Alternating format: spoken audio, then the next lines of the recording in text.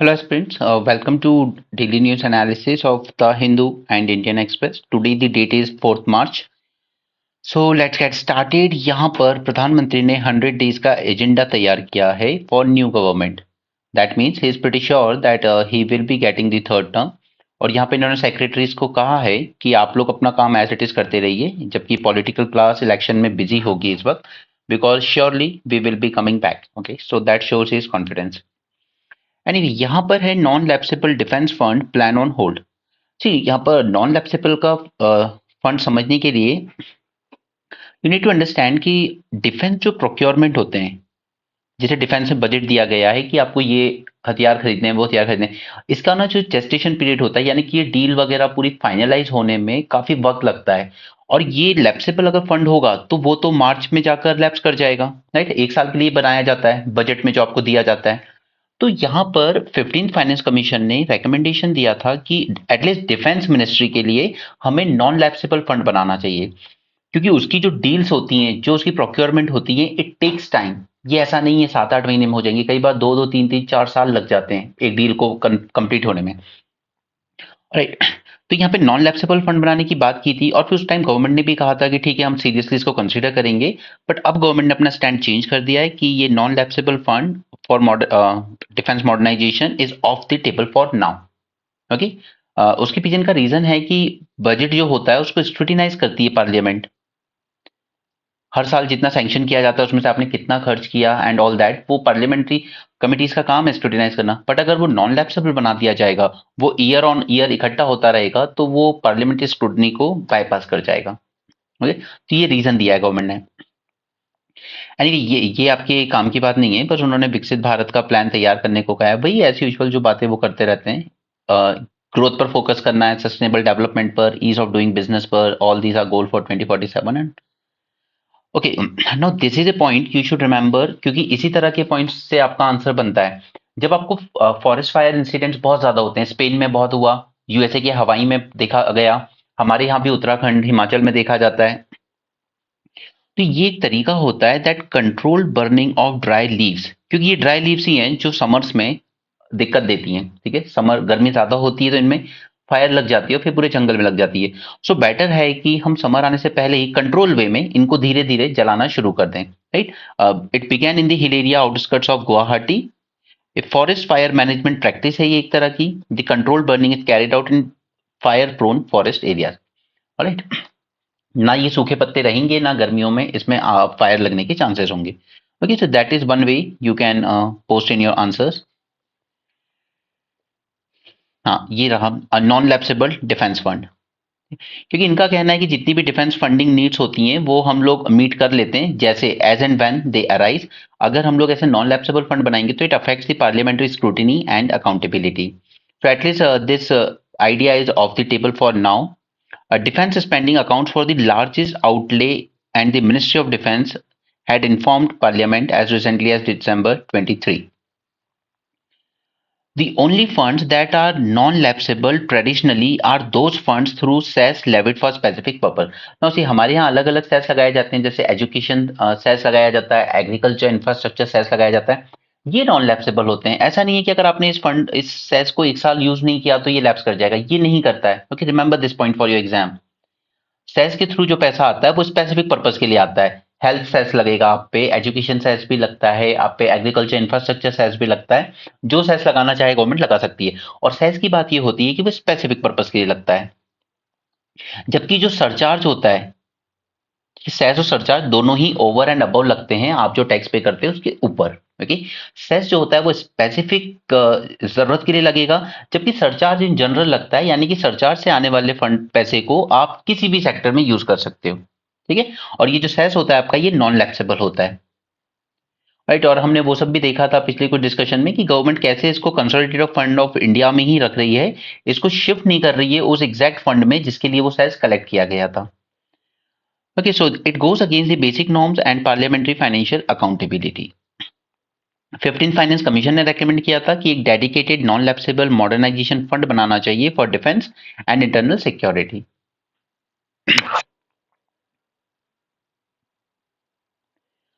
Okay, now PM to witness launch of core loading of reactor in Tamil Nadu today. अब देखिए, इस news को समझने के लिए आपको 3 स्टेज जो हमारा न्यूक्लियर प्रोग्राम है उसको जानना पहले तो जरूरी होगा, ठीक है, उसके बिना आप समझ नहीं पाएंगे।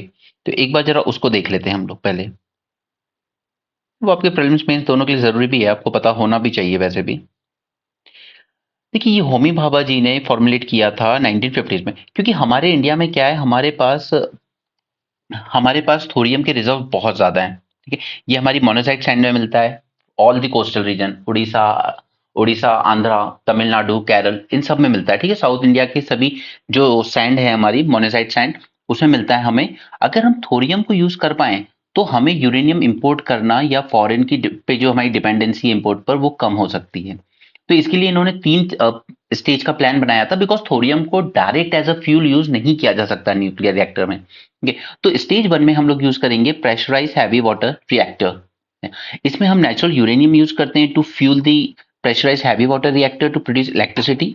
एंड इलेक्ट्रिसिटी प्रोड्यूस करने के साथ ये हमें एक बाय प्रोडक्ट देता है, प्लूटोनियम 239।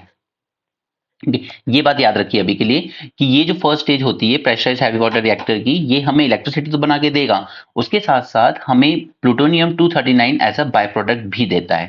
ठीक, नाउ अब यहाँ पर India had the efficient reactor design in terms of uranium utilisation in 1960s की बात है। तो यहाँ पर हमारे पास 2 ऑप्शन थे कि हम pressurise heavy water reactor use करें या फिर लाइट वाटर रिएक्टर यूज करें। ठीक है, तो हमने चूज किया प्रेशराइज हैवी वाटर रिएक्टर, क्योंकि ये यूज करता है अनएनरिच यूरेनियम। ओके, जबकि जो लाइट वाटर रिएक्टर, अगर हम इसके लिए गए होते ना लाइट वाटर के लिए, तो फिर हमें पहले एनरिच यूरेनियम लाना पड़ता। ओके, सो हमने प्रेशराइज हैवी वाटर रिएक्टर क्यों यूज किया, क्योंकि हम इसमें एनरिच यूरेनियम यूज कर सकें। अदरवाइज हमें पहले इसको एनरिच करना पड़ता, उसके बाद हमें लाइट वाटर रिएक्टर में यूज करना होता। ठीक है, तो ये पॉइंट समझ में आया।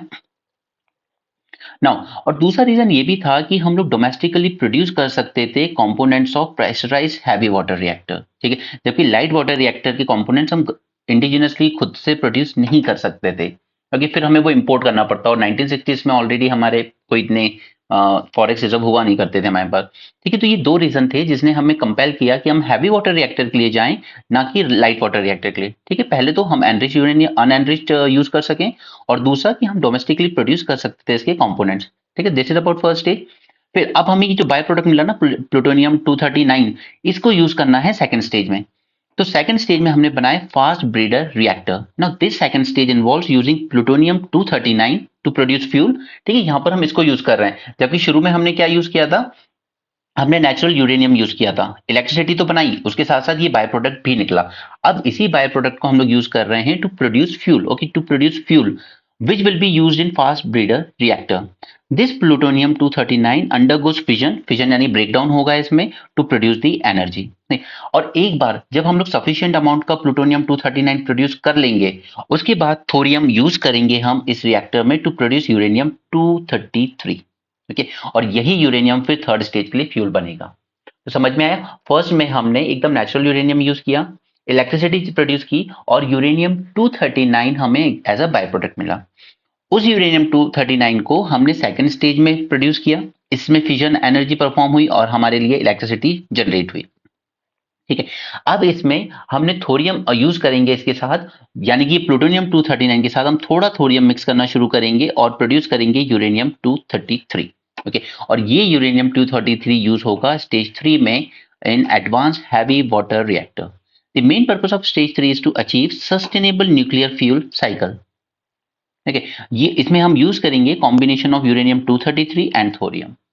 ठीक है, यूरेनियम 233 यहां प्रोड्यूस कर लिया हमने, अब इसको एज अ फ्यूल यूज करेंगे अलोंग विद थोरियम। और हमारे पास वास्ट थोरियम रिसोर्स हैं जो हम आराम से एक्सप्लॉइट कर सकते हैं, तो हमें कजाकिस्तान, ऑस्ट्रेलिया, इन पे डिपेंड नहीं होना पड़ेगा यूरेनियम के इंपोर्ट के लिए। हम यूरेनियम 233 खुद इंपोर्ट कर रहे हैं, सॉरी खुद प्रोड्यूस कर रहे हैं। और कैसे कर रहे हैं, इस प्लूटोनियम 239 की मदद से, इसके साथ थोड़ा सा थोरियम भी यूज कर रहे हैं, और यूरेनियम 233 हमने खुद प्रोड्यूस कर लेंगे। Now this thorium use was reserved for last stage, as despite we are having the availability, okay, because it cannot be used directly. This is the problem कि हम थोरियम को डायरेक्टली यूज नहीं कर सकते थे, तो हमें पहले प्लूटोनियम 239 बनाना पड़ा, उससे फिर यूरेनियम 233 बनाना पड़ा, अब जाकर हम यूज करेंगे।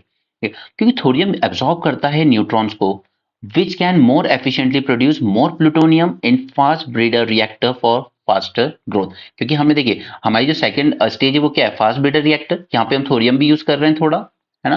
क्यों? क्योंकि ये एब्सॉर्ब करता है न्यूट्रॉन्स को, इसलिए ये ज्यादा एफिशिएंटली प्रोड्यूस कर सकता है और ज्यादा प्लूटोनियम को, ठीक है, in fast breeder reactor second stage में। Thus, the ultimate objective of above program is to create capacity to use thorium for sustainable production of nuclear energy and make India energy independent। Okay, बाकी challenges हैं ये mains के लिए, आप खुद से पढ़ लेना, मैं ये फाइल शेयर कर दूंगा ग्रुप में। ये क्योंकि इस पे मेंस में डायरेक्ट भी क्वेश्चन आएगा ना, तो इसलिए लिख लोगे आप। आई होप आपको चीजें अच्छे से समझ में आ गई होंगी, ठीक है। अभी हम सेकंड स्टेज पे हैं और इसी से रिलेटेड वो न्यूज आई है द हिंदू में, ठीक है। यानी कि अब हम लोग जो प्लूटोनियम 239 पहले प्रोड्यूस हुआ था फर्स्ट स्टेज में, उसको यूज कर पा रहे हैं। अब थोरियम उसके साथ मिक्स करेंगे तो हम लोग प्रोड्यूस कर जाएंगे यूरेनियम 233, फिर थर्ड स्टेज में यूज करेंगे। ओके, चलिए इस पॉइंट पे वापस आते हैं। Prime Minister Narendra Modi will witness the initiation of core loading of India's indigenous 500 megawatt fast breeder reactor। एक तो सबसे अच्छी बात, सबसे ज्यादा सुकून अगर कोई वर्ड देता है हम लोगों को तो वो देता है इंडिजिनस। ये फास्ट ब्रीडर रिएक्टर हमने खुद बनाया है, और कहाँ पे बनाया है? कलपक्कम तमिलनाडु में। किसने बनाया है? भवानी यानी भारतीय नाभिक के विद्युत निगम लिमिटेड ने। This fast breeder reactor, pressurized fast breeder reactor, this is the second stage of three-stage nuclear program of the country with closed fuel cycle. And the spent fuel, जो first से हमें बाय प्रोडक्ट मिला था, spent fuel from the first stage would be reprocessed and used as a fuel in second stage fast breeder reactor. Right? The unique feature of sodium-cooled pressurized fast breeder reactor is that it can produce more fuel than it consumes. Okay, this is the point you should remember.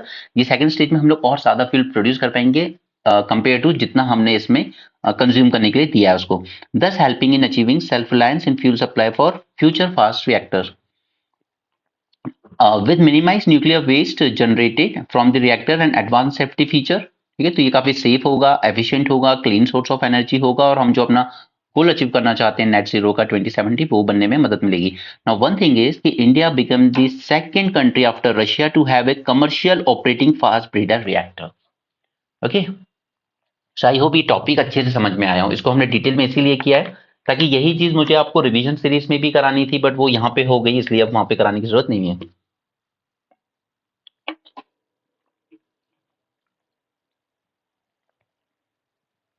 Now I always tell you that judiciary की जो independence है उस पर seriously issue है, आज से नहीं, इंदिरा गांधी जी के जमाने से ही है। क्योंकि देखिए यहाँ पे बायसनेस की चीजें क्यों निकल के आती हैं, all about concern with respect to their post retirement. अब ये जो जज साहब हैं इनको रिटायर होना था अगस्त में, इन्होंने काफी सारे ऐसे केसेस हैंडल किए थे जिसमें इन्होंने सीबीआई को अथॉरिटी दी थी, बार बार ऑर्डर पास किए थे कि सीबीआई केस रजिस्टर कर सकती है अगेंस्ट तृणमूल कांग्रेस जो है ममता बनर्जी की, उसके अगेंस्ट जो भी करप्शन एलिगेशन आए, रिक्रूटमेंट स्कैम्स हुए थे वहां पर। तो स्टूडेंट्स ने भी इनको बहुत माना था कि बहुत सही किया आपने, रिक्रूटमेंट स्कैम्स हो रहे हैं तो बच्चों को रिलीफ भी दिया, वो भी अच्छी बात है। बट कहीं ना कहीं जब एक जज, अभी इन्होंने रिजाइन करेंगे ये कल 5 मार्च को रिजाइन करेंगे, और इन्होंने पहले ही इंडिकेट कर दिया है कि किसी पॉलिटिकल पार्टी को ज्वाइन करने वाले हैं। अब वो कोई भी हो सकती है, वो कम्युनिस्ट पार्टी भी हो सकती है, वो बीजेपी हो सकती है, वो कांग्रेस हो सकती है, कोई भी हो सकती है। बट द थिंग इज कि इन्होंने कहा क्या, इनके कुछ वर्ड्स ऐसे हैं जैसे जस्ट अ सेकेंड, हाँ, जस्टिस गंगोपाध्याय थैंक्ड तृणमूल कांग्रेस यानी ममता बनर्जी की party and said that states ruling party had challenged him to face them politically. ये स्टेट पार्टी ने कहा था इनके लिए, तो वो वही पॉलिटिसाइजेशन वाली ही बात हो रही है। तो फिर वही है कि रिटायरमेंट के टाइम वो किसी एक पार्टी को फेवर करना शुरू करते हैं। मैं इनके पर्टिकुलर केस में बात नहीं कर रहा हूँ, बट ओवरऑल जुडिशरी के केस में बात कर रहा हूँ। जैसे जस्टिस मिश्रा थे जिन्होंने अयोध्या राम टेम्पल पे जजमेंट दिया था, वो रिटायर होते ही राज्यसभा के मेंबर बना दिया बीजेपी ने, ठीक है। तो फिर वो बायसनेस के एलिगेशन हमेशा लगेंगे, चाहे वो ट्रू हो या फॉल्स हो, बट वो एलिगेशन आप पे लगते रहेंगे। उसके दो ही तरीके हैं, जैसे मैंने आपको बताया, एक तो यूएसए मॉडल हम यूज कर सकते हैं, दैट जजेस शुड नेवर रिटायर, ताकि उन्हें कोई पोस्ट रिटायरमेंट जॉब का लालच ही ना रहे। या फिर अगर रिटायर हो भी रहे हो तो there should be a cooling off period, यानी कि एटलीस्ट 3 से 5 साल का कूलिंग ऑफ पीरियड होना चाहिए, उसके बाद ही आप नेक्स्ट असाइनमेंट ले सकते हो, इंक्लूडिंग पॉलिटिक्स। ताकि जैसे अगर मान लो ये कोई एक पर्टिकुलर पार्टी को फेवर करना भी चाहें, तो आप रिटायरमेंट के बाद आपको 3 से 5 साल आप नहीं एक्टिव हो सकते इन चीजों में, तो हो सकता है वो पार्टी उस वक्त पावर में ना रहे, राइट। तो ये दो ही तरीके हैं जुडिशरी से बायसनेस को कम करने के। There were 14 instances that he had directed a probe by CBI into allegations of corruption in West Bengal school and municipal recruitment scam. Right, job aspirants जो प्रोटेस्ट कर रहे थे इस स्कैम्स के against, they have held his intervention. ये उन्हें तो अच्छा लगा, बट फिर वो वही बात है कि तृणमूल कांग्रेस कहेगी पॉलिटिकली मोटिवेटेड है इनकी जजमेंट तो। राइट, तो यहाँ पर इशू बस ये है कि जुडिशरी की अगेंस्ट ये जो एलिगेशंस लगते हैं इनको कैसे हम हैंडल करें। तो दो ही तरीके हैं हमारे पास, इधर यूएस मॉडल और go for a cooling period. Now see, हमने बाबा रामदेव का इशू देखा था कैसे वो कोविड के लिए दवाई ले आए थे, तुरंत ले आए थे, लॉकडाउन लगा कुछ ही दिन में कि हमने तो रिसर्च भी कर ली, हमने टेस्ट भी कर लिए, सब हो गया, बन गई दवाई। और उसको लॉन्च करने गए थे हमारे हेल्थ मिनिस्टर मिस्टर हर्षवर्धन। इनका टिकट ही काट दिया इस बार बीजेपी ने। ठीक है, तो उन्होंने कहा मैं पॉलिटिक्स ही छोड़ रहा हूँ। ठीक, तो वो रामदेव बाबा वाले मैटर से रिलेट कीजिए कि एक जिसको जिस कंपनी को हर तरफ से नेपाल में बैन हो रही है, वो इंडियन आर्मी की कैंटीन में बैन हो रही है, सुप्रीम कोर्ट से फटकार लग रही है उसको, हर तरह के क्वालिटी टेस्ट में फेल हो रही है, जर्मनी में उसका हनी फेल हुआ, उसके घी को इवन डॉक्टर्स रिकमेंड करते हैं कि ये प्योर काऊ घी जो है ना, ये बिल्कुल मत खाना पतंजलि का। नहीं, इस तरह का आदमी सीधे आके कहता है हमने दवाई भी बना ली, हमने टेस्ट भी कर लिया, आपने क्या उससे डेटा मांगा? आपके अपनी क्लिनिकल ट्रायल्स का डेटा लिया था उससे कंपनी से? राइट, और फिर बाद में बाबा पलट भी गए कि वो तो इम्यूनिटी बूस्टर था, वो कोविड की दवाई नहीं थी। राइट, तो ये हमारे जब हेल्थ मिनिस्टर इस तरह की चीजें करते हैं तो वो बहुत गलत मैसेज देता है। फिर वो सामने वाले को ये इंटेंशन देता है कि आप कुछ भी कर लो, अगर आप पॉलिटिकल पार्टी के क्लोज हो तो आप बच जाओगे कुछ भी करके। यहाँ पर दो प्रोडक्ट हैं, रूपा ताराकाशी एंड बांग्लार मुस्लिन। ये है उड़ीसा का, इसको जीआई टैग मिला है, और ये है बंगाल का, इसको जीआई टैग मिला है। ये वाला जो है बांग्लार मुस्लिन, तो ये तो नाम से ही क्लियर है, ये एक हैंडलूम क्राफ्ट है। एंड रूपा ताराकाशी ये एक क्राफ्टमैनशिप है जिसमें आपको क्लासिकल ज्वेलरी बनाई जाती है। ठीक है, luxurious jewellery I would say. ठीक है, तो ये दो टैग जिस स्टेट के हैं बस वो याद रखिए, और कुछ नहीं पूछा जाएगा उसमें। हमने अभी विंटर्स में देखा था कि एयरपोर्ट पर फ्लाइट्स कैंसिल हुई हैं, फ्लाइट्स कई कई घंटे डिले हुई थी। वो क्यों हुई थी? तो ये देखिए, नॉर्म्स फॉलो क्या करने होते हैं आपको, इंस्ट्रूमेंट लैंडिंग सिस्टम। अब जैसे जैसे ऊपर जाते हैं ना, जैसे 1 से 2 और 2 से 3 एंड सो ऑन, तो आपके स्टैंडर्ड्स इंप्रूव होते जाते हैं, यानी कि आप ज्यादा बेटर टेक्नोलॉजी यूज करते हो ताकि ये फॉग वगैरह इसमें आप फंक्शन कर सको। लेकिन ऑब्वियसली बात है कि इनका खर्चा भी आता है, जैसे हर एयरपोर्ट पे अगर हमें ये फैसिलिटी देनी तो 100 करोड़ का एक्स्ट्रा एक्सपेंसेस आएगा। राइट, बट करना तो पड़ेगा। यहाँ पर Airports Authority of India had started commissioning and upgrading the latest categories of ILS at several airports. Okay, instrument landing system. ILS is a standard precision landing aid established by International Civil Aviation Organization, ठीक है, ताकि ये fog की problem की वजह से delay ना देखने को मिले। अभी तक सिर्फ 6 इंटरनेशनल एयरपोर्ट्स हैं इंडिया में जो कैटेगरी 3B फैसिलिटीज रखते हैं। ठीक है, बाकी ये कैटेगरी 1 और कैटेगरी 2 भी कुछ एयरपोर्ट्स पे है, लेकिन जैसे जैसे आप ऊपर जाओगे 1 से 2, 2 से 3, तो आपकी इंप्रूव होती जाती है। ठीक है, लेकिन ऑब्वियसली कॉस्टली अफेयर है काफी, 100 करोड़ तक का खर्चा आएगा एक एयरपोर्ट पे। Now advance, that is category 2 and 3, ILS installation also require airlines to invest in training and certification of their pilots for specific technologies. लेकिन इस बार जिस तरह का इशू देखा गया था, एक वीडियो भी आया था जहां पे पैसेंजर ने मार दिया था उठ के पायलट को, क्योंकि 5 घंटे से उनको फ्लाइट के अंदर ही बिठाए रखा था, बट फ्लाइट टेक ऑफ नहीं कर रही थी। ये तो ये चीजें हर विंटर में ना हो उसके लिए कोशिश की जा रही है कि ये स्नेक विस्नेक इसमें ऐसा कुछ काम का मुझे मिला नहीं जो आपके एग्जाम में काम आए, तो इसको छोड़िए, आज साइंस पेज पे आपके काम का कुछ नहीं है। प्लास्टिक्स, प्लास्टिक्स के बारे में कुछ बेसिक पॉइंट हमने जाने थे, जैसे माइक्रो प्लास्टिक, ये तो बहुत ज्यादा एंटर कर चुके हैं हमारी फूड चेन में। इंसान के ब्लड स्ट्रीम से लेकर जो न्यूली मदर होती है उनके बेबी फीड यानी मिल्क में, उसमें तक माइक्रोप्लास्टिक्स फाइंड किया गया। ठीक, इसलिए सब कुछ रिस्पॉन्सिबल है। आप प्लास्टिक की बोतल से जो पानी पीते हो, everything is responsible for this.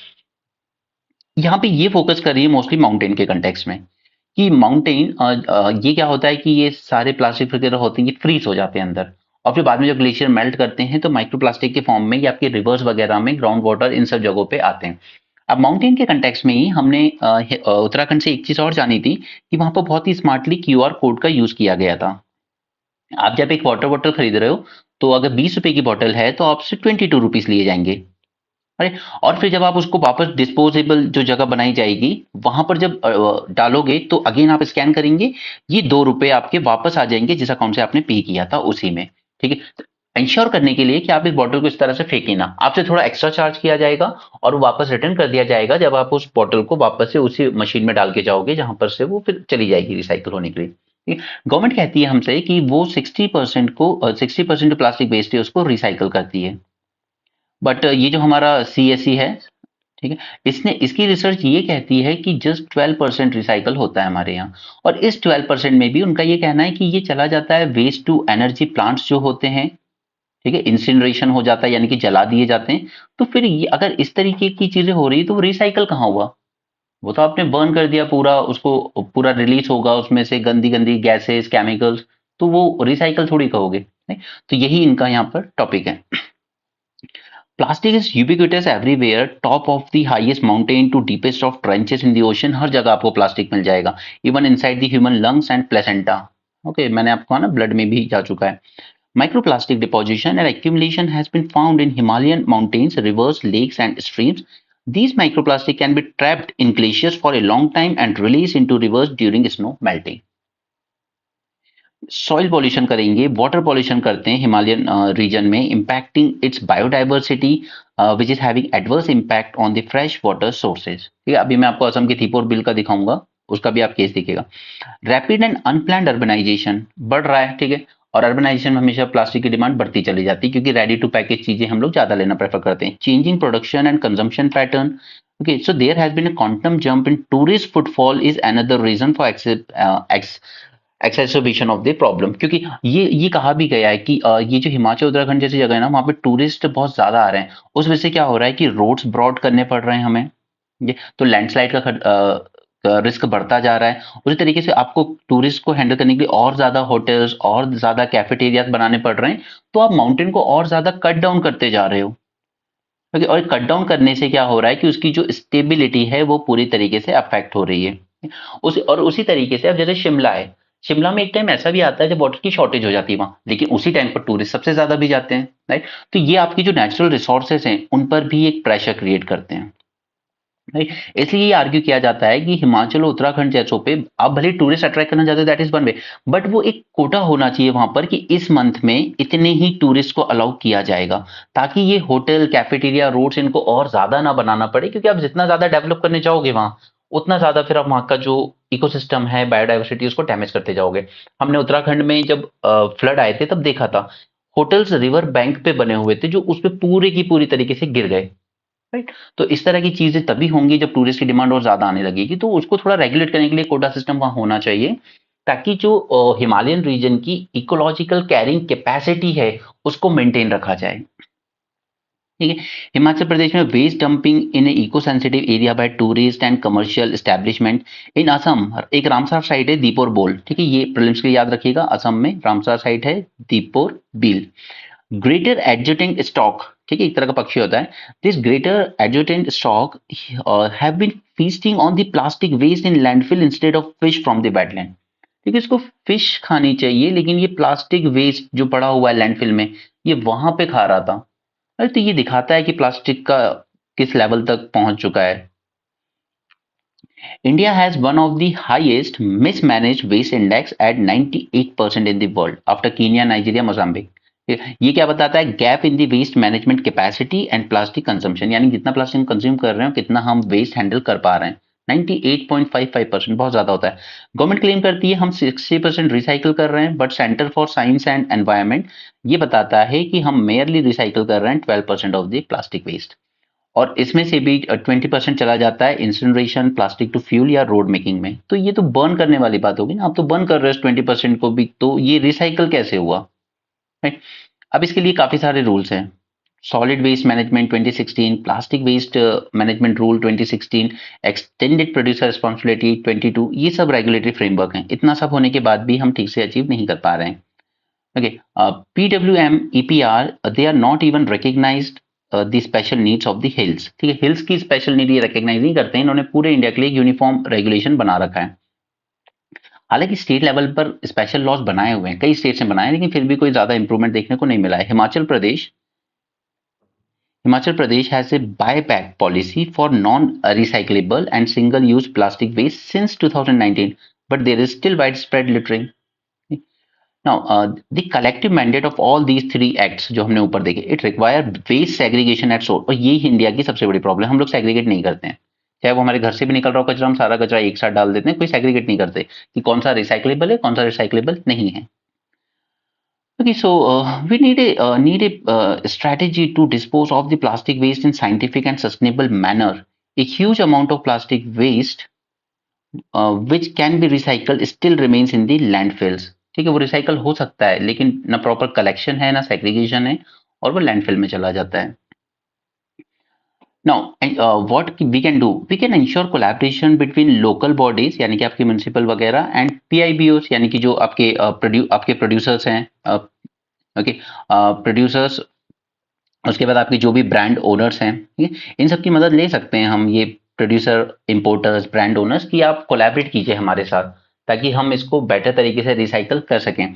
There is need to include traditional institutions within the definition of local bodies when it comes to Indian Himalayan region. ठीक है, वहाँ पे जो भी ट्रेडिशनली इन चीज़ों को कर रहे हैं उनको इंक्लूड करने की जरूरत है with in the definition of local body. ठीक है, चाहे वो स्वच्छ भारत मिशन और 15th फाइनेंस कमीशन ने एलोकेट भी किया था मनी इन ट्रेडिशनल इंस्टीट्यूशंस को। So now there is need for appropriate resource allocation. First thing, fund होना जरूरी है। Take into account the specific geographical challenges of mountain waste management and empowering local bodies creating the necessary infrastructure for waste management need immediate attention. The value of EPR, Extended Producer Responsibility Certificate, जो on करते हैं ये जो producers, importers और brand owners होते हैं ना, ये लोग जैसे सपोज कीजिए कि इन्होंने किसी कचरे को, वेस्ट को मैनेज करने वाली एक एजेंसी को हायर कर लिया, ठीक है, और वहां पे वो इनके बिहाफ में मैनेज करेगी और बदले में ये उसको पैसे देंगे और सर्टिफिकेट अर्न करेंगे। तो ये जो सर्टिफिकेट अर्न करेंगे इसकी वैल्यू हिमालयन रीजन में सर्टिफिकेट की वैल्यू ज्यादा मानी जाए। जैसे सपोज 100 है तो उसको 110 कंसिडर किया जाए, और अगर नॉर्मल स्टेट्स की बात है तो वहां पे 90 कंसिडर किया जाए। ये इनका पॉइंट है। It could be higher than the one earned in rest of the country for every ton of plastic waste process.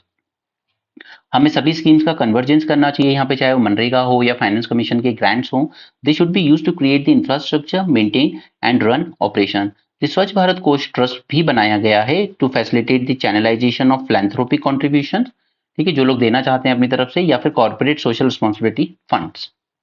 अमृत है, स्मार्ट सिटी मिशन है, इसके अंडर में बहुत सारी सिटीज आती हैं हिमालयन रीजन की। They should work in convergence on issues of scientific based management and making cities in Indian Himalayan region free of plastic. Okay, तो अच्छा आर्टिकल था। पॉलिटिकल पार्टी में रिफॉर्म, तो पॉलिटिकल पार्टी में reform बहुत चाहिए और सबसे इंपॉर्टेंट है, अभी जैसे आप यूएसए में देख रहे हो वहां पर विद इन पार्टी भी अलग अलग कैंडिडेट्स में डिबेट चल रही है ताकि डिसाइड हो सके कि कौन सा आपकी तरफ से आदमी या महिला प्रेसिडेंट इलेक्शन कंटेस्ट करेगी आपकी पार्टी, उसे कहते हैं इंटरनल डेमोक्रेसी। बट इंडिया में इंटरनल डेमोक्रेसी नहीं होती है। कई पार्टी तो अपना ठीक से कॉन्स्टिट्यूशन भी नहीं बनाती है अपनी खुद का, अपनी पार्टी का कॉन्स्टिट्यूशन। ठीक है, इंटरनल डेमोक्रेसी नहीं है, कोई रेगुलर इंटरनल इलेक्शन नहीं होते हैं। जैसे अभी कांग्रेस में देखा गया, इलेक्शन हुआ, इंटरनल इलेक्शन, और मल्लिकार्जुन खड़गे को इलेक्ट किया गया एज अ पार्टी प्रेसिडेंट। तो ये सब चीजें इंडिया में पार्टीज में नहीं दिखती हैं, क्योंकि सभी मेजोरिटी जो पार्टीज है ना वो एक आदमी के फेस पे ही चल रही है। चाहे कांग्रेस हो, गांधी फैमिली पे चल रही हो, एनसीपी हो, शरद पवार के फेस पे चली कई साल तक, राइट, चाहे फिर वो लालू यादव की पार्टी हो, मुलायम सिंह यादव की पार्टी हो, ये सब पार्टीज जो है ना हमारी वो एक एक पर्सन के फेस पे चलती है, चाहे वो मायावती जी की पार्टी हो। तो इंटरनल डेमोक्रेसी हमारे यहाँ पार्टीज में देखने को नहीं मिलती है। तो उसके लिए आप ये याद रखिए कि 255th जो रिपोर्ट आई थी लॉ कमीशन ऑफ इंडिया की, उसने कुछ अमेंडमेंट्स प्रपोज किए थे इन रिप्रेजेंटेशन ऑफ पीपल एक्ट। ठीक है, ये पॉइंट जरूरी है आपके आंसर के लिए। Okay, which could mandate that besides having a constitution, her party का अपना कॉन्स्टिट्यूशन होना चाहिए, political parties elect an executive committee who will select the candidates who are to contest the elections to parliament or state legislative assembly and conduct regular election within the party at every level। ठीक है, अंदर party के अंदर elections होने चाहिए। ऐसा नहीं कि मायावती ने अपने भांजे को ले आई और ममता जी अपने भतीजे को ले आई, वो चीज नहीं होनी चाहिए। रेगुलर इलेक्शंस होने चाहिए विद इन द पार्टी। ठीक है, तो इसके अमेंडमेंट होना चाहिए आरपीएम में। ये रिकमेंडेशन था लॉ कमीशन ऑफ इंडिया का।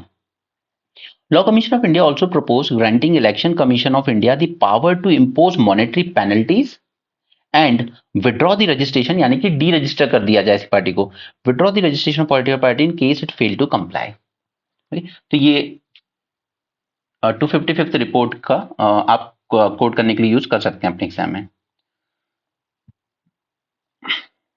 यहां पर इनका कहना है कि एक अर्बन एम्प्लॉयमेंट स्कीम लाई जाए एक्सक्लूसिवली फॉर वुमेन। ठीक है, जैसे विलेजेस में मनरेगा है, उसी तरीके से राजस्थान में अर्बन मनरेगा लाई गई थी अशोक गहलोत जी के टाइम, अभी पिछले साल ही लाई गई थी, लेकिन अब पता नहीं वो कंटिन्यू होगी या नहीं, सरकार बदल चुकी है। ठीक, उसी तरीके से कह रहे हैं कि अर्बन मनरेगा नहीं, आप अर्बन विमेन एम्प्लॉयमेंट गारंटी भी लाइए। ठीक है, एक अलग से, ताकि विमेन जिनको अर्बन में स्पेशली जो थोड़ी लो एजुकेटेड होती है उनको अर्बन एरियाज में काम मिलना थोड़ा सा मुश्किल होता है, तो एटलीस्ट वो भी एक श्योरिटी दे। और अर्बन एरिया है तो ऑब्वियसली बात है कि वो 200 रुपए देके तो काम नहीं चलेगा, तो आप एटलीस्ट 500 रुपीज इनको पर डे दीजिए, ऐसा इनका आर्टिकल में कहना है। Because urban realities are different, social norms are different, lack of safety, hostile transportation options are some of the factors which inhibit working urban women to enter the workforce। ये PLFS जो है periodic labour force survey, वो कहता है women employment rate in urban areas is just 22.9%। Further, nearly 25% of urban women have completed higher secondary education compared to 5% in rural areas. ठीक है, तो यहाँ पर एजुकेशन तो लिया है उन्होंने ठीक ठाक, हायर सेकेंडरी एजुकेशन, बट उनको वर्क नहीं मिल पा रहा है। अब विलेजेस में तो ऐसा है कि अगर आप नहीं पढ़े हो तो आप कुछ ना कुछ फील्ड वगैरह में काम कर लेते हो, खुद के खेत हैं उस पर काम कर लोगे, लेकिन अर्बन एरियाज में ऐसा कोई ऑप्शन उनको मिलता नहीं है। Okay, so there is a wastage of much potential. So she want women's urban employment guarantee act. Work must be available within 5 kilometre radius and public transportation must be free for women, जो कि शायद अधिकतर state government ने कर ही दिया है अब तो। ए detail list of possible urban work देनी चाहिए कि plantation, harvesting, reads on floating wetland etcetera, इस तरह के वर्क्स एग्जिस्ट भी करते हैं ऑलरेडी भी। Okay, it should be based on local needs and wider consultation. They should act as agencies to provide maternity entitlements, pensions, serve as resources for emergency fund। और ये urban women को job की ही बात करें तो हम लोगों ने काफी सारी आशा वर्कर्स जॉब उसी कंटेक्स्ट में ही बनाई थी एक्चुअली। इसका सोशल ऑडिट होना चाहिए with at least 50% women staff can be considered for independent monitoring of the programme. तो ठीक है, ऑडिटिंग में यूज किया जा सकता है। कर्नाटका एक एग्जाम्पल है जहां पर women हैंडल करती हैं end to end waste management in gram panchayat. ठीक है, इवन इवन ड्राइव भी वही करती हूँ गाड़ियाँ। ठीक है, driving Swachh vehicle and it has enabled several women to acquire driving licence. अगर आज भी आप ये सोच रहे हो कि आप अपनी वुमेन को वेस्ट मैनेजमेंट में ही काम कराना चाहते हो, तो वो दिखाता है कि आपने कितना अच्छा एजुकेशन दिया है। इसी गवर्नमेंट ने नहीं, सारी गवर्नमेंट की बात कर रहा हूँ मैं सिंस इंडिपेंडेंस। मैंने के कामराज का आपको डिस्कस किया था कि उन्होंने 10 साल में तमिलनाडु का एजुकेशन लेवल 10% से उठा के 37 पहुंचा दिया, क्योंकि उन्होंने सबसे ज्यादा स्कूल्स खोले। उस आदमी की जब डेथ हुई उसके पास बैंक अकाउंट में हार्डली 32 रुपीज थे। वो उन लीडर्स की बात ही अलग थी जो हमें आज़ादी के बाद मिले थे, और आज के लीडर्स की बात ही अलग है। Anyway, 150 days of work per year at 500 rupees daily wage. It may cost around 1.5% of GDP. Adding इसमें material administrative cost जोड़ लें तो 2% cost होगा, but I don't find this much interesting. But कई बच्चों को लगता है कि मैं कुछ इंपॉर्टेंट टॉपिक इशू कर देता हूँ, इसलिए मैंने आपसे डिस्कस कर दिया। बट उसमें से एक दो पॉइंट ले सकते हो कि हाँ चलो, अर्बन लेवल पर विमेन के लिए एक्सक्लूसिवली कुछ स्कीम बनाई जा सकती है। और ट्रांसपोर्टेशन उनके लिए एक बहुत बड़ा इशू है, तो एक safe and free transportation system इनके लिए दिया जा सकता है। इनको हम ऐसे जॉब्स में, ऐसे वर्क में यूज कर सकते हैं जैसे कि कोई ऑडिटिंग करनी है किसी गवर्नमेंट प्रोग्राम की, ऑब्वियसली आफ्टर देयर ट्रेनिंग, क्योंकि एजुकेशन लेवल अच्छा है, हायर एजुकेशन तक पढ़ी है, तो आप ऑडिटिंग वगैरह की उनको ट्रेनिंग देकर उसमें उसका यूज कर सकते हो। लेकिन कचरा हैंडल करने में यूज करवाया जाए तो ये तो बेइज्जती वाली बात है उनके लिए। अब देखिए जरा इंडियंस, दैट्स व्हाई आई से कि 2014 से जो ब्रेन वॉश शुरू हुआ ना बच्चों का, उसका नतीजा आपको अब दिख रहा है 10 साल बाद। वही मोटिव था।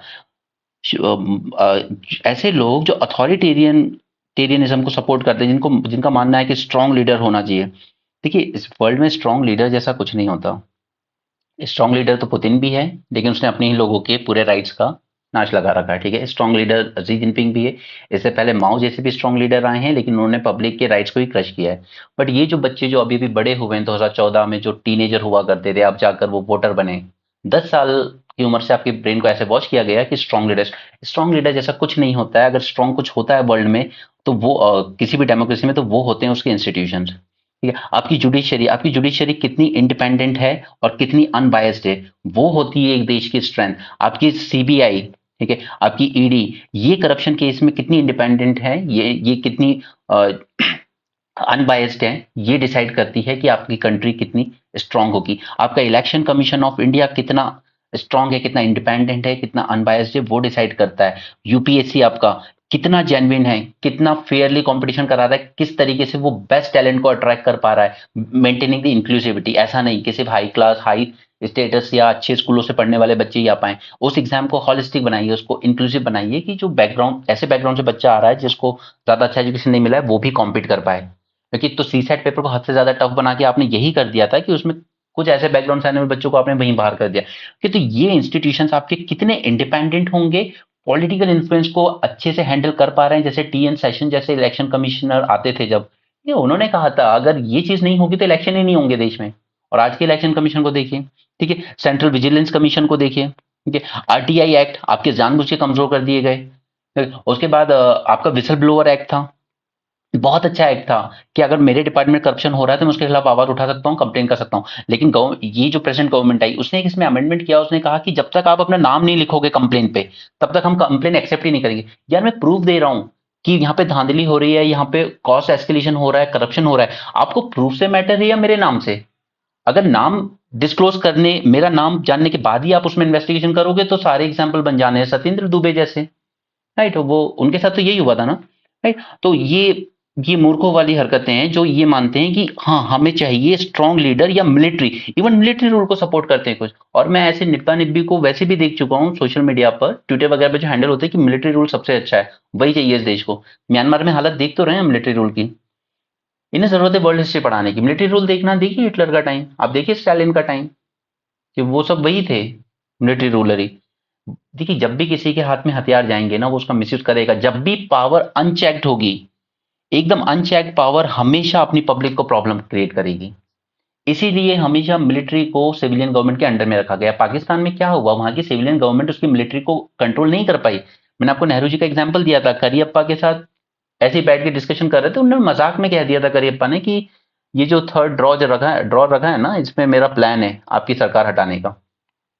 अभी सैम मानेकशॉ पे एक फिल्म आई, उसमें दिखाया गया सब कुछ, ठीक है, लेकिन उसमें एक बहुत इंपॉर्टेंट एस्पेक्ट नहीं दिखाया गया कि जब ये जीत गए थे ना, तो इनके अपने कुछ इंटरव्यू वगैरह, एक तो क्या इनको फील्ड मार्शल का स्टेटस दे दिया गया, एंड फील्ड मार्शल कभी रिटायर नहीं होते, ठीक है।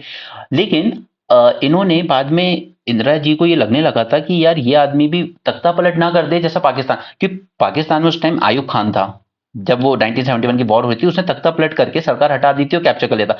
एंड आयुब खान और सैम मानेकशॉ सेम बैच से आते थे, जब ब्रिटिशर्स के अंडर में थे हम, दोनों दोस्त थे। इवन सैम मानेकशॉ ने कहा भी था कि इस आदमी ने ना मेरी मोटरसाइकिल ली थी, 1000 रुपए में खरीदी थी, लेकिन मुझे आज तक चुकाए नहीं, अब मैंने इसके 1000 रुपए आधा पाकिस्तान लेके वसूल किया है। ये उनका स्टेटमेंट था। इंदिरा गांधी ने सैम मानेकशॉ को बुलाया भी था कि क्या आप तख्ता पलट करना चाहते हैं? उन्होंने कहा नहीं, मैं तो ऐसा नहीं कर रहा हूँ। तो इंदिरा गांधी ने कहा था देखिए आप कर भी नहीं सकते, राइट? तो वहां से कहीं ना कहीं ये हुआ था कि कहीं ऐसी चीज इंडिया में भी ना आ जाए, तो इसलिए हमेशा इंश्योर किया गया कि मिलिट्री को सिविलियन गवर्नमेंट के अंडर में रखा जाए। बट यहाँ ये जो आप पब्लिक से देख रहे हो ना, they want strong leader and military rule. Strong leader जैसा कुछ नहीं होता। एक अथॉरिटेरियन रूलर अगर होगा तो वो हमेशा आपको सब्जुगेट ही करेगा। Now look at this, percentage of people who believe that governance by a strong leader military rule would be beneficial। जब देखिए इंडिया में कितने परसेंट लोग ऐसा सोच रहे हैं, 85%। इनको लगता है मिलिट्री रूल या स्ट्रांग लीडर हमारे लिए बेनिफिशियल होगा। दिख तो रहा है हमें कितना बेनिफिशियल है, पेपर लीक पे लीक हुए जा रहे हैं, राइट? विमेन के अगेंस्ट हम इतने केसेस देख चुके हैं, एकदम बायस स्टेटमेंट आते हैं। सिमिलरली यहाँ देखिए, percentage of people who support authoritarian rule against the percentage who said freedom of opposition party is important. ये जो लाइन देख रहे हो, इसमें जो चाहते हैं कि अथॉरिटेरियन रूल हो, तो इंडिया में देखिए जरा, ऑलमोस्ट 80% लोग ऐसे हैं। उसी तरीके से अब ये लाइन जो आप देख रहे हैं हॉरिजॉन्टल वाली, ये कहती है कि ऑपोजिशन की वैल्यू है, तो ऐसे हार्डली 65% लोग।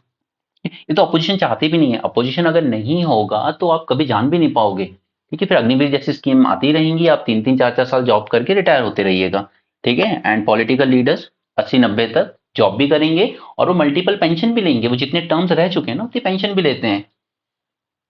12-12 टर्म्स रह चुके हैं कई लोग, ठीक है, 5-5 6-6 लाख रुपए महीना उनकी पेंशन है, और अभी तो वो रिटायर भी नहीं हुए, वो तो एक्टिव भी हैं, वो सैलरी फैसिलिटी सब कुछ ले रहे हैं। बट हमारे युवा कहाँ मिसगाइड हो रहे हैं इस इल्यूजन में, अथॉरिटेरियनिज्म चाहिए and all this. Look at this percentage population that viewed representative democracy as highly effective method of governance। तो पहले 40% 44% लोगों को लगता था कि रिप्रेजेंटेटिव डेमोक्रेसी अच्छी चीज है, ये परसेंटेज गिर के 36 हो गया है। उसी तरीके से percentage who said experts rather than elected leader should take the decision. तो एक्सपर्ट के नाम पे क्या मतलब, किन को एक्सपर्ट्स कह रहे हो आप? अगर एक्सपर्ट्स ही अच्छे डिसीजन ले पाते तो फिर ब्यूरोक्रेट्स बेस्ट परफॉर्मेंस देते। देश में शुरू से फिर ब्यूरोक्रेट्स अच्छी परफॉर्मेंस दे रहे होते, बट ब्यूरोक्रेट्स की कंडीशन में देखिए, एक से एक हाईली करप्ट भी मिले हैं हमें और एक से एक अच्छे भी मिले हैं, ठीक है। लेकिन पॉलिटिकल ब्यूरोक्रेट्स के साथ प्रॉब्लम यह है कि आप उनको रिमूव नहीं कर सकते। वो एक बार एग्जाम क्लियर करके ब्यूरोक्रेट बन गया, आप उसको रिमूव नहीं कर सकते इजिली, जब तक कि कोई बहुत बड़ा इशू ना हो। पॉलिटिकल वाला एटिस्ट को टेंशन तो रहता है कि 5 साल बाद दोबारा चुनाव में जाना है, राइट। इनको इनको लगता है कि एक्सपर्ट्स लोग अच्छे डिसीजन ले सकते हैं, ऐसे लोग बढ़ के 82% हो गए, राइट। और जिनको लगता है कि बैड आइडिया है वो सिर्फ 15% रह गए। तो ये बहुत गलत एक ट्रेंड सेट हुआ है, जो बच्चों को ब्रेन वॉश किया गया है थ्रू मीडिया, बहुत बुरी तरीके से। मजबूत लीडर 56 इंच ये सब नहीं यार, मजबूत लीडर इंदिरा गांधी भी थी, मजबूत लीडर जवाहरलाल नेहरू भी थे, कि मजबूत लीडर जैसा कुछ नहीं होता है, जो आपके डेमोक्रेटिक इंस्टीट्यूशंस को मजबूत रख दे, बस वही हमारा मजबूत लीडर है। पर्सनल जैसा कुछ नहीं होता है कहीं भी। अमेरिका अमेरिका बना है अपने इंस्टीट्यूशंस के दम पे, वहाँ की एफबीआई, वहाँ की फूड एंड ड्रग रेगुलेटरी, इन सबको वैल्यू करता है वर्ल्ड। ऐसा नहीं है कि अमेरिका के लीडर, ऐसा होता तो फिर वहाँ स्ट्रॉन्ग लीडर हटते ही नहीं, वहाँ तो सिर्फ दो दो टेन्योर से ज्यादा आप दे नहीं सकते। ओबामा अभी भी हाईली पॉपुलर थे, पर 2 टर्म हो गए, घर जाइए, मौका दूसरे को दीजिए। तो ये तो बहुत अच्छे से ब्रेन वॉश हो रहा है हमारा यूथ। एनीवे यूनिवर्सिटीज की ये जो रैंकिंग्स वगैरह आती है ना, इनके साथ देखिए इशू ये है कि मोस्टली प्राइवेट फर्म्स होती हैं जो ये रैंकिंग निकालती हैं। अब अगर किसी प्राइवेट फर्म से मुझे अपने इंस्टीट्यूशन की रैंकिंग अच्छी करवानी है, तो मुझे क्या करने की जरूरत है? उसे कुछ एक्स्ट्रा पैसे देने की, ठीक है, कि मेरी इंस्टीट्यूट की रैंकिंग बढ़ा दो ताकि मेरे यहाँ और ज्यादा बच्चे आए एडमिशन के लिए, ठीक है। इसलिए इन पे ज्यादा रिलाय नहीं किया जाता है, इन रैंकिंग्स पे। See, most entities that compile and publish rankings are private enterprises, and there have been instances of these entities consulting with universities to help later achieve better ranks in their own system. ठीक है, सो इन rankings को ज्यादा importance नहीं देनी चाहिए। OPEC के बारे में हमने कई बार बात की है, ये लोग अब ऑयल का प्रोडक्शन और कट कर रहे हैं, क्यों? क्योंकि प्रोडक्शन कम होगा तो प्राइसेस अपने आप बढ़ जाएंगे। शहबाज शरीफ फिर से पीएम बन गए हैं फॉर सेकेंड टाइम। अब देखिए, जो वहां पर हुआ गाजा में, राफा में, कुछ लोग खड़े थे खाने के लिए लाइन में और वहां पर फायर कर दी गई। तो अब यूएस सीरियस हुआ है कि मुझे इनको एड तो प्रोवाइड करना ही है पैलेस्टीनियन लोगों को। 30,000 की डेथ भी हो चुकी है, और अब तो ये सीधा सीधा जेनोसाइड था जो उस दिन हुआ। ओके, तो अब इसने एयर ड्रॉप भी की है एड। कतर भी अब सीरियस हुआ है और हमास भी सीरियस हुआ है कि yes we need ceasefire, ऐसे नहीं चलेगा। तो वो नेतन्याहू की टेंशन अलग है। आर्टिफिशियल ग्लेशियर क्या होते हैं? देखिए, नेचुरल ग्लेशियर तो हम जानते हैं वो अपने आप बनते हैं प्रकृति। ये आर्टिफिशियल ग्लेशियर, ये देख रहे हैं। अब सोचिए, नेचुरल ग्लेशियर, जैसे जैसे क्लाइमेट चेंज हो रहा है, टेम्परेचर बढ़ रहा है, नेचुरल ये जो ग्लेशियर्स हैं, नेचुरल ग्लेशियर्स, ये मेल्ट होते जा रहे हैं, तो फिर समर्स में दिक्कत आती है। ठीक है, कि ग्लेशियर्स ज्यादा है ही नहीं, तो अब वो जो हमारी जो पेरिनियल रिवर्स होती हैं, जैसे गंगा, इनमें कहाँ से पानी आता है? एक तो सीजन जब बारिश का है तब तो बारिश से आ जाएगा, और फिर जब समर सीजन आएगा तो ग्लेशियर के मेल्ट से आता है, इसलिए साल भर पानी रहता है उनमें थ्रू आउट द ईयर। लेकिन ये नेचुरल ग्लेशियर मेल्ट होते जा रहे हैं, तो फिर विंटर में हमें उतना ज्यादा मिलेगा नहीं, समर्स में उतना पानी मिलेगा नहीं, तो हम लोग आर्टिफिशियल ग्लेशियर बनाने की कोशिश करें। यानी कि मैं क्या कर रहा हूँ, मैं वाटर को स्टोर कर रहा हूँ, ठीक है, वाटर को स्टोर कर रहा हूँ, जैसे ये इस बंदे ने किया है यहाँ पर। ये देखिए, ये इस तरीके छोटे छोटे ग्लेशियर बनाए जा रहे हैं, और फिर ये विंटर्स में अपने आप क्या हो जाएंगे, जम जाएंगे, फिर समर्स में ये मेल्ट होना शुरू होंगे। इसे कहते हैं artificial glacier. In the Tian Shan mountains, जो किर्गिस्तान में है, people are making artificial glaciers autumn में by redirecting the water from peaks of Tian Shan, ठीक है, वाटर को। और ये लद्दाख में जो सोनम वांगचुक हैं, जो भी प्रोटेस्ट लेड कर रहे हैं वहां पे 6 शेड्यूल के लिए, उन्होंने भी यही चीज की है वहां पर, कि हम लद्दाख में पानी की दिक्कत ना हो बाद में, उसके लिए हम आर्टिफिशियल ग्लेशियर बनाना शुरू करें। ठीक है, natural glaciers in Central Asia are slowly disappearing due to global heating. अब पता है, यहाँ पर इसराइल ने कहा कि हमने एआई प्रिसिशन यूज किया है काफी ज्यादा, यानी कि एआई टाइप की चीजें, कि वो लोगों को किल कर देंगी जो हमारे दुश्मन है। हमने इस तरीके से 10,000 से ज्यादा हमास के लोग मार गिराए। तो अब इस पे एक और क्वेश्चन रेज होता है, क्योंकि वर्ल्ड ऑलरेडी बात कर रहा है कि यार ये जो एआई मॉडल्स होंगे जिनको हम मिलिट्री में यूज करेंगे, ये डिफरेंशिएट नहीं कर पाएंगे between civilians and those people. ठीक है, तो यही हुआ है। Israel began hyping AI power targeting after an 11-day conflict in Gaza during May 21, which commanders branded the world's first AI war। तो इससे तो आपकी ह्यूमन राइट्स वायलेशन और ज्यादा हो रहे हैं, इसलिए इससे तो सिविलियन डेथ्स इतनी ज्यादा हो रही हैं। एआई कैसे डिफरेंशिएट करेगा इसमें कि किसको किल करना है और किसको नहीं? और अगर इसराइल जो अब क्लेम कर रहा है, अगर ये सच है, तो वो जो कंसर्न है वर्ल्ड का कि आर्टिफिशियल इंटेलिजेंस का अगर रोबोटिक्स वगैरह या सोल्जर्स बनाने में यूज किया गया, तो ये तो और डिजास्टर्स होगा। ओके, तो यहाँ पे द हिंदू खत्म होता है, हम इंडियन एक्सप्रेस को देख लेते हैं क्योंकि इसमें भी कुछ अच्छे आर्टिकल्स हैं आज।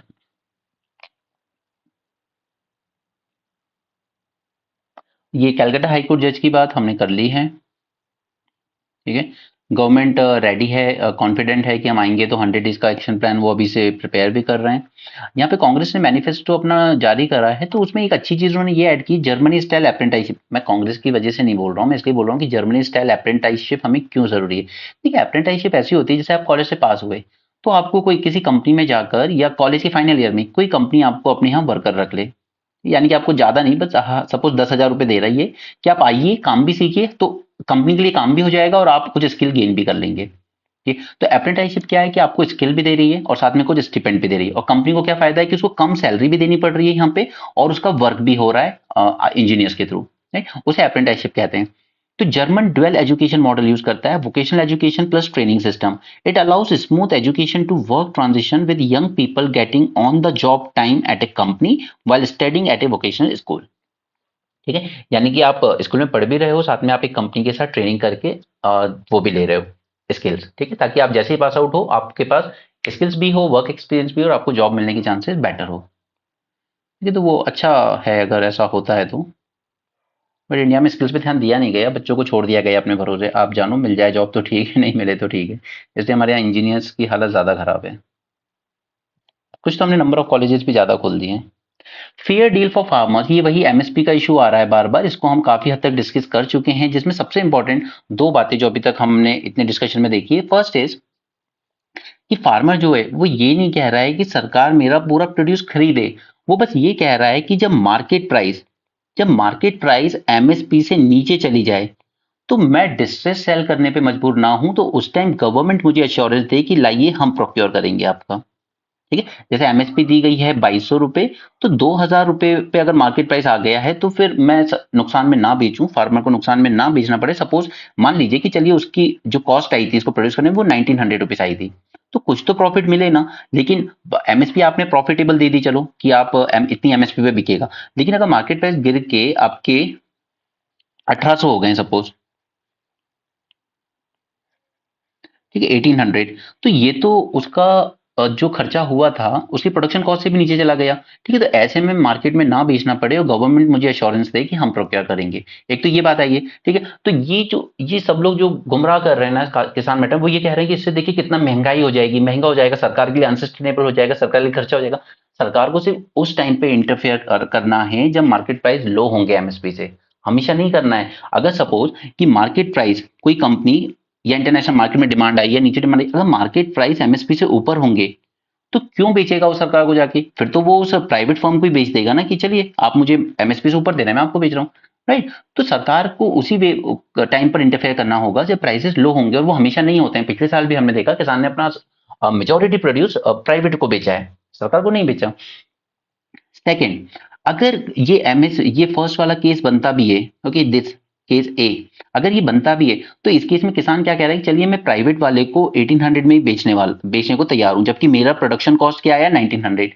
तो सरकार मुझे ये जो 100 रुपीज का डिफरेंस है, या फिर जो एमएसपी का डिफरेंस था, जैसे एमएसपी 2200 रुपए थी, 2200, ठीक है, एमएसपी कितनी है 2200, तो सरकार मुझे ये जो 300 रुपए का डिफरेंस आ रहा है 300 का, ठीक है मार्केट प्राइस से, ये 300 रुपए सरकार मुझे डायरेक्ट बेनिफिट ट्रांसफर कर दे मेरे अकाउंट में, ताकि मेरा जो एग्रीकल्चर प्रॉफिटेबल तो रहे, नुकसान में ना जाऊं मैं। ठीक है, सिर्फ ये दो डिमांड है फार्मर्स की, तो इसमें कोई बुराई नहीं है।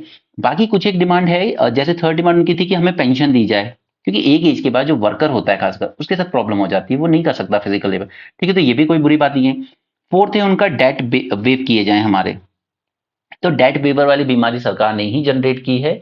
जब वो कॉर्पोरेट्स के 15-15 लाख करोड़ रुपए माफ करती है, लोग पैसा लेके भागते हैं, ठीक है, उसके बाद फिर आपके अकाउंट से कभी पेनल्टी चार्ज कभी कुछ काटा जाता है, तो किसानों को भी लगता है हमारा भी माफ करो फिर, राइट। तो ये बीमारी सरकार ने दी है। नेक्स्ट इज कि ये चाहते हैं कि मनरेगा का जो पैसा है, मनरेगा में जो पर डे अलाउंस दिया जाता है, वो डेज भी अनाउंस किए जाएं अप टू 200 डेज, और अलाउंस भी बढ़ाया जाए। आई थिंक 500 समथिंग वो लोग डिमांड कर रहे हैं, ठीक है। ये तो चलिए नहीं हो सकता, वो पॉसिबल नहीं है, सस्टेनेबल नहीं है। डेट वेवर भी नहीं हो सकता, बट हाँ पेंशन देना पॉसिबल है, और ये दो जो कंडीशन है मेजोरिटी, ये भी पॉसिबल है, राइट। तो ये बेवजह गुमराह किया जा रहा है जनता को, स्पेशली थ्रू दैट गोदी मीडिया, गुल्लू एंड वेनम वाली, क्योंकि वो हमेशा बस यही दिखा रहे हैं कि इससे कंज्यूमर का क्या होगा।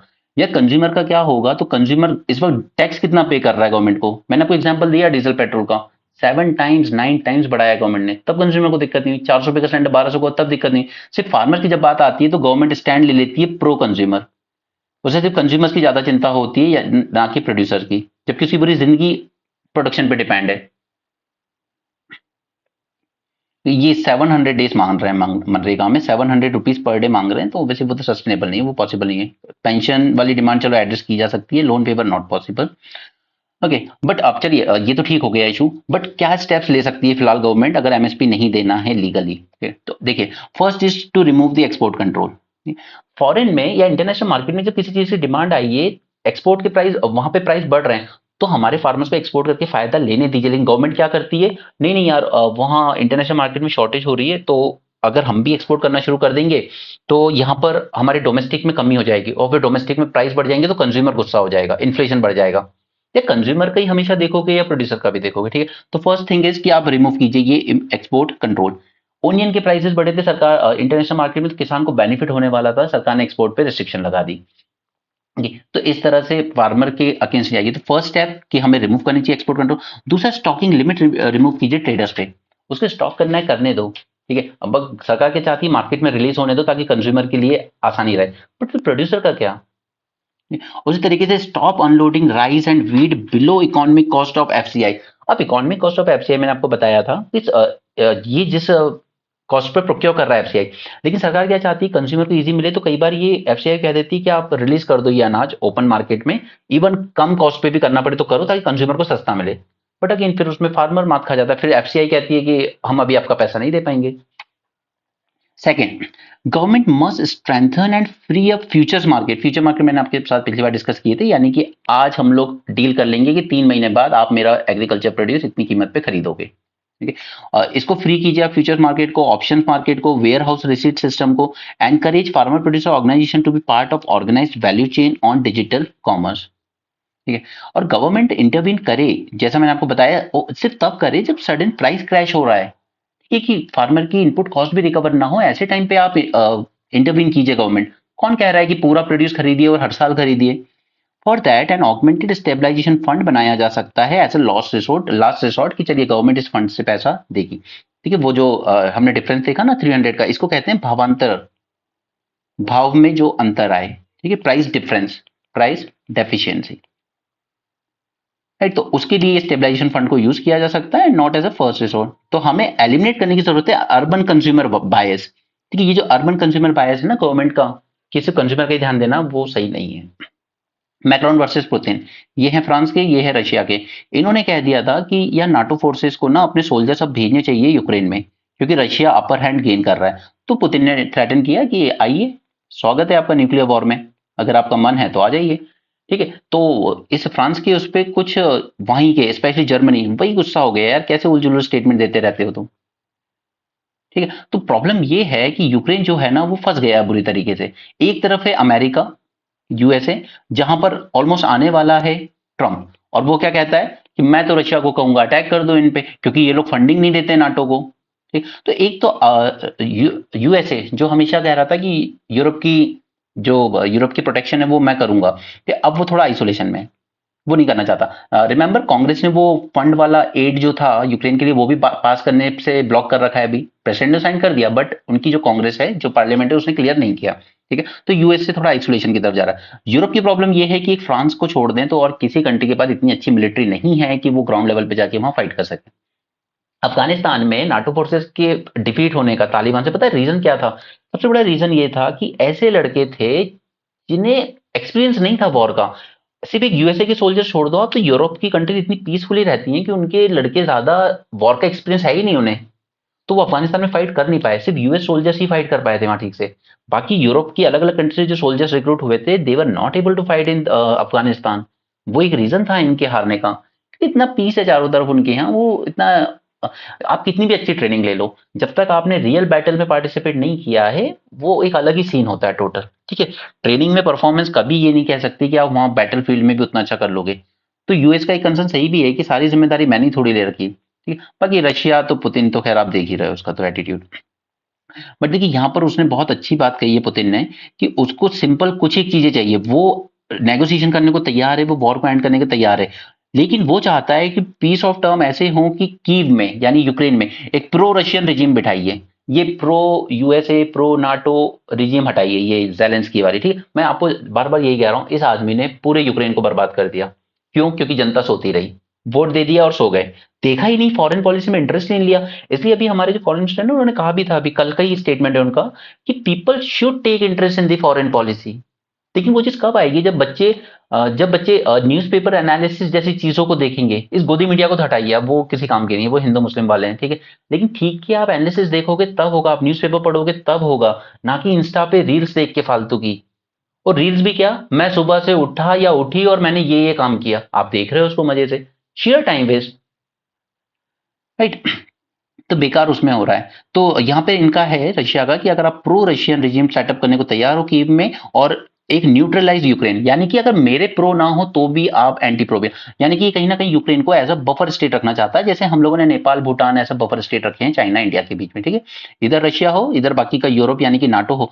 नाटो का जो एक्सपेंशन हुआ है ना सिंस डिसोल्यूशन ऑफ यूएसएसआर, जो मैंने आपको बार बार समझाया है, ये एक्सपेंशन ही सारे फसाद की जड़ है।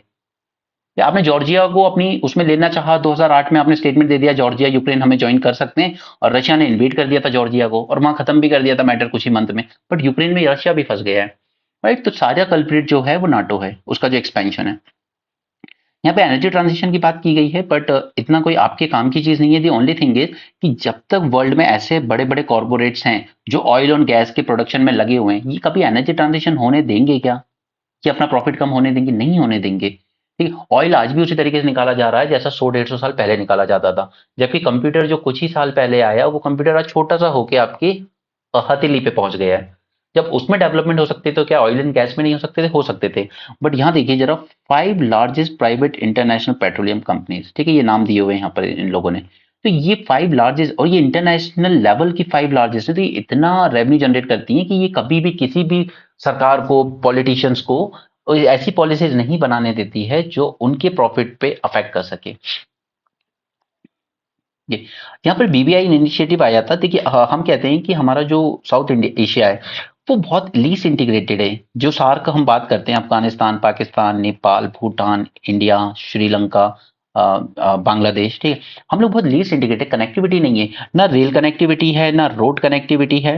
ठीक है, और जगह जगह पे इतने चेक पॉइंट हैं, इतनी चेकिंग होती है कि ट्रांसपोर्टेशन का मूवमेंट बहुत स्लो हो जाता है। हम हमेशा ब्लेम करते रहे पाकिस्तान पाकिस्तान की, कनेक्टिविटी होने नहीं देता है, होने नहीं देता है। लेकिन नेपाल भूटान के साथ आपको कनेक्टिविटी करने से कौन रोक रहा था? बांग्लादेश के साथ कौन रोक रहा था? बांग्लादेश के साथ तो चलो हमने बहुत कनेक्शन किया, क्योंकि हमें नॉर्थ ईस्ट का एक्सेस स्मूथ बनाना था, तो वो बहुत अच्छा है। अभी मैं दिखाऊंगा आपको कौन कौन से प्रोजेक्ट, एक दो याद भी रखने चाहिए आपको। फिर हम लेकर आए बीबीआईएन प्रोजेक्ट, कि हम नेपाल भूटान के साथ अपनी कनेक्टिविटी बढ़ाएंगे, ठीक है, लेकिन अभी तक नहीं बढ़ा पाए।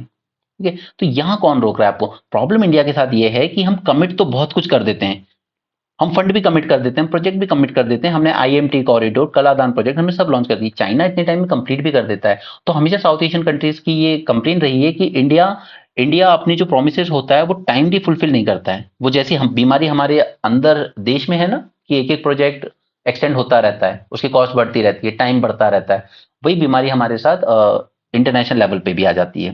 ठीक है, BBIN was ambitious but also practical and quickly translatable. एक seamless broad dual gauge rail network बनाना था for connecting the region. Time bound completion of infrastructure project and non physical और institutional framework will equip BBIN for east south Asian growth story. ठीक है, तो इन्होंने main focus करा है train पर, कि हमें रेलवे कनेक्टिविटी इन कंट्रीज में बढ़ानी चाहिए। कि और उनका फोकस इसलिए भी है क्योंकि वो खुद फॉर्मर मेंबर रहे हैं रेलवे बोर्ड के। Okay, Indian railway is connected to Bangladesh railway network with 5 operational interchange points. तो इसमें से आप एक याद रखेंगे, पेट्रापोल बेनापोल, क्योंकि मेंस में जब आंसर आएगा तो आपको ये दो चीज तो लिखनी ही पड़ेगी। और दूसरा याद रखेंगे हल्दीबारी चीहलहटी। ये दो कनेक्शन पॉइंट आप याद रखेंगे एग्जाम्पल कोट करने के लिए कि हमने रेलवे कनेक्टिविटी यहाँ से बढ़ाई है। दूसरा अखौरा अगरतला रेल लिंक, ये हमारा जो कोलकाता को है उसको हमारे त्रिपुरा से कनेक्ट करता है वाया बांग्लादेश। ठीक, क्योंकि हमारा नॉर्थ ईस्ट है जो थोड़ा सा आइसोलेशन में बढ़ जाता है। Providing rail connectivity between India and Bhutan is a focus area of both the government. As many as 6 potential rail connectivity projects are at survey stage. अभी सर्वे स्टेज पर ही है, कुछ आउटकम निकला नहीं है। ठीक है, जॉइंटली फंड किए जाएंगे, एग्जीक्यूट किए जाएंगे। इंडिया लाइन ऑफ क्रेडिट भी देता है इसमें कम इंटरेस्ट रेट पर। World bank, Asian development bank से भी लॉन्ग टर्म लोन लिए जाएंगे, वाइबिलिटी गैप फंडिंग और इंस्टीट्यूशनल अरेंजमेंट बेटर बनानी ताकि कम से कम चेकिंग हो और स्मूथ ट्रांजिशन हो सके, जैसे आज स्टेट्स में होता है। ठीक है, अब हमारा जीएसटी आने के बाद, नेशनल वन मार्केट बनने के बाद अब चेक पॉइंट पे चेकिंग नहीं होती है हर बार। ये cross border operating protocol, tariff, apportionment mechanism, standard operating procedure, regulatory framework are as important and umbrella regional rail agreement with bilateral arrangement and SOPs could fast track this process. अगर हमने connectivity पहले पढ़ाई होती ना तो Nepal, Bhutan, China के close नहीं जा रहे होते।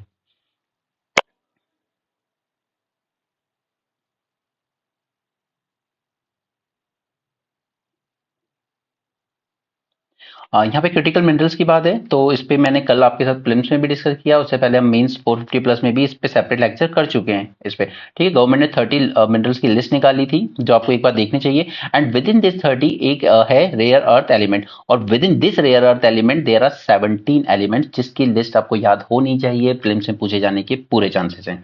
फिर मैंने आपको 3-4 माइंस दिखाई थी जो लिथियम ट्राइंगल पे आती हैं, क्योंकि लिथियम माइन हमने एक्वायर करी है अर्जेंटीना में, उस पर फोकस सबका गया है। बट उस पूरे ट्राइंगल में अर्जेंटीना, चिली और एक और कौन सी कंट्री जो भी है, ठीक है, तीनों में जो माइंस हैं उनके नाम बताए थे मैंने आपको। ओके, पहले पिछले कुछ सेशन में मैंने पीडीएफ भी दी थी ग्रुप में। उन माइंस के नाम याद रखना, मैच करने को आ सकते हैं प्रीलिम्स में। ठीक है, उसी तरीके से डिटेल में जाके पढ़ा करो, सिर्फ सुपरफिशियल लेवल से जान के नहीं होगा। ओके, अर्जेंटीना के साथ हमने साइन किए। India interest in Sri Lanka, graphite, graphite में इंटरेस्ट है हमें Sri Lanka, coincides with Sri Lankan government, अब वो भी एक्टिवली परस्यू कर रही है इंडियन कंपनीज को for graphite mining in the country. अगर हमारी खुद की बात करें हम, तो हमारे यहाँ ग्रेफाइट मिलता है मोस्टली अरुणाचल, जम्मू कश्मीर एंड झारखंड में। ये तीन state collectively 74% of India's graphite reserves hold करते हैं, रिसोर्स। ओके, इसके अलावा Tamil Nadu, Jharkhand, Orissa, just a second, Tamil Nadu, Jharkhand and Orissa have graphite reserve as well, but वो इकोनॉमिकली वाइबल है एक्सट्रैक्ट करना, तो हम ये कर सकते हैं, बाकी ये वाले ज़्यादा इकोनॉमिकली वाइबल नहीं है। फिलहाल हम इंपोर्ट पर प्रोड्यूस भी अच्छा खासा करते हैं, 50,000 टन से ज़्यादा, और इंपोर्ट भी 50,000 टन से ज़्यादा ही करते हैं। मोस्टली हम चाइना, मोजाम्बिक वगैरह जैसी कंट्री से। ठीक है, इसके अलावा mineral security partnership US led organization है, हम उसके पार्ट बने हैं। उसके बाद हमने ऑस्ट्रेलिया के साथ भी इन्वेस्टमेंट पैक्ट किया है इसको रिलेटेड। ठीक, फिर हमने खुद अपनी वो लेकर आए हैं 30 मिनरल्स की लिस्ट। इसके बाद यहाँ पर चिप मेकर की बात है तो कल रात को ही मैंने इस पे आपको लेक्चर दिया है सेमीकंडक्टर पे। उसकी जो चेन है ना उसको याद रखना ज्यादा जरूरी है, उस पर क्वेश्चन आएगा। फैब्रिकेशन में हमारे पास पहली बार एक अच्छा इन्वेस्टमेंट आ रहा है, Tata group in collaboration with Taiwanese company. इसके अलावा माइक्रोन का प्रोजेक्ट है, वो असेंबली टेस्टिंग वगैरह का प्रोजेक्ट है मोस्टली। गवर्नमेंट की सेमिकॉन जो स्कीम्स है उसमें सेंट्रल फंडिंग देती है, 50% का इंसेंटिव देती है, स्टेट देती है 20% और बाकी 30% कंपनी खुद इन्वेस्ट करेगी। क्लियर। फॉक्सकॉन वेदांता वाला प्रोजेक्ट नहीं चल पाया, हो गया।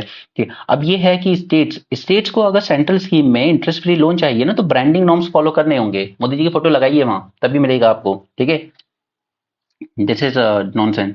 To receive the interest free capital expenditure loan from centre under untied category states will have to comply with the branding norms for centrally sponsored scheme. ठीक है, so just rubbish. Grey zone warfare, अच्छा पहले Thailand वाला देख लेते हैं। Thailand, इसको issue है कि इंडिया सब्सिडी बहुत देता है, ठीक है, एमएसपी वगैरह, पब्लिक डिस्ट्रीब्यूशन सिस्टम और ये सब चीज़ों में। तो इसने क्वेश्चन किया है इंडिया का पब्लिक स्टॉक होल्डिंग प्रोग्राम को डब्ल्यूटीओ में। वो आर्ग्यू करता है कि programme is highly subsidize and Indian farm support is distorting global food prices and hurting food security of other countries. ये तो मैं डिटेल में डिस्कस करूंगा ये आपके साथ, ये पूरा डब्ल्यूटीओ में जो हुआ है, बट अभी के लिए समझिए कैसे डिस्टॉर्ट करता है। इंडिया क्या हाई एमएसपी दे देता है तो उसमें प्राइसेस वहीं बढ़ जाते हैं, इनके हिसाब से वो हाई है, हमारे हिसाब से तो नहीं है। खैर, ये फिर ओबियसली अगर आपको एक्सपोर्ट करना है तो इंडिया का जो राइस वहां जाएगा वो महंगा होगा। ये कॉस्टली होगा। या फिर इंडिया क्या करता है कि स्टॉक होल्ड कर देता है यहाँ पे, यानी कि काफी सारा राइस एफसीआई खरीद लेता है, तो इंटरनेशनल मार्केट में एक्सपोर्ट के लिए कम राइस जाता है, तो वहां पर कम राइस गया है तो प्राइसेस बढ़ जाते हैं। ठीक है, तो जो कुछ कंट्रीज हैं उनकी फूड सिक्योरिटी को थ्रेटन हो जाता है कि उनके लिए वो राइस महंगा हो जाता है। ठीक है, तो वो चाहते हैं कि ये जो एफसीआई जो खरीदता है ना, ये स्टॉक होल्डिंग की खत्म हो जाए, ताकि पूरा का पूरा जो है वो सब आपका आना चाहिए इंटरनेशनल मार्केट में, ताकि ज्यादा अवेलेबिलिटी होगी तो प्राइसेस कम होंगे। ठीक है, इसलिए इनको स्टॉक होल्डिंग से प्रॉब्लम है इंडिया की। यानी कि वही बात है कि मैं अगर 10 पैन बनाऊं और 10 में से 6 अपने पास ही रख लूं, तो फिर 4 ही बच्चे मार्केट में, तो प्राइसेस बढ़ जाएगी अगर खरीदार ज्यादा हैं, और फूड सिक्योरिटी फूड तो सभी को चाहिए ना, तो वो चाहते हैं पूरे पूरे 10 रिलीज करो आप मार्केट में। ठीक है, डब्ल्यूटीओ के according nearly all domestic support measures are considered to distort such trade. आप जो भी डोमेस्टिक मेजर लेते हो वो सब डिस्टॉर्ट करते हैं ट्रेड को, एंड ये परमिट है एक लिमिट तक, उसे कहते हैं डी मिनिमस लिमिट, जो कि डेवलप कंट्रीज के लिए होती है 5% आपकी टोटल प्रोडक्शन की, और डेवलपिंग कंट्रीज के लिए होती है 10%। ठीक है, बट इंडिया का कहा जाता है कि इंडिया ज्यादा देता है, वो 13-14% तक की देता है, 10% को ब्रीच करता है। तो हमने इस पे पीस क्लॉज लिया था 2013 में कि अभी आप चैलेंज नहीं करोगे जब तक इसके लिए कोई परमानेंट सॉल्यूशन ना निकल जाए। ठीक है, तो अभी हम करते रहते हैं एक्सटेंड 10% से ऊपर, और इस 10% मैंने बताया कि ये लोग कैलकुलेट करते हैं 1988 टाइप की जो वैल्यू उस टाइम रही होगी उस पे, तो ये तो अपने आप में एक गलत चीज है, राइट। तो आज की वैल्यू पे कैलकुलेट करवाना चाहता है India. India has breach the D minimus limit in case of rice, हाँ बिल्कुल ब्रीच किया है। केन्स ग्रुप याद रखिएगा, ये वही ग्रुप है जो चैलेंज करता रहता है इंडिया के अगेंस्ट। ठीक है, it is lobbying for agriculture trade liberalization. हम 13.7 तक की सब्सिडीज वगैरह देते हैं। India has question the way subsidies are calculated at WTO, 1986-88 के प्राइस पे कैलकुलेट करते हैं ये लोग। ठीक है, Cairns group is also attacking the peace clause जो हमने ले लिया था 2013 में, वो इसको भी नहीं चाहते।